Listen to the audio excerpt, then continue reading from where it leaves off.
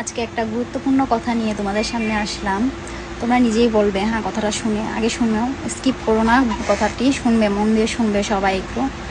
এখন দেখছি ফেসবুকে ইনস্টাগ্রামে অনেকটা ট্রেন্ডিং চলছে, এআইয়ের মাধ্যমে জামা কাপড় চেঞ্জ করছে। কেউ কেউ জিন্স টপ থেকে শাড়িতে আনছে, কেউ কেউ শাড়ি থেকে জিন্স টপে আনছে, এগুলো করছে। বিশেষ করে মেয়েদেরকে বলছি আমি কথাটা। দেখো এআই কতটা সাংঘাতিক হলে একজনের কাপড় চেঞ্জ করতে পারে, তুমি নিজে ভেবে দেখো। জিন্স টপ থেকে শাড়িতে নিয়ে আসে বা শাড়ি থেকে জিন্স টপে নিয়ে আসে, কতটা সাংঘাতিক হলে করতে পারছে। তোমাদেরকে একটুকু ভয় নেই?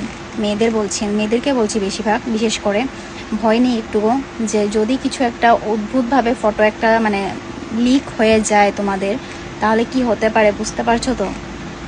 তাই বলছি কি দরকার এআইয়ের মাধ্যমে এইসব চেঞ্জ করার, পোশাক আচার এগুলো চেঞ্জ না করলেও তো হয় আর কি। তো তোমরা ভেবেচিন্তে একটু দেখো, এগুলো করাটা বন্ধ করা উচিত এআইয়ের মাধ্যমে।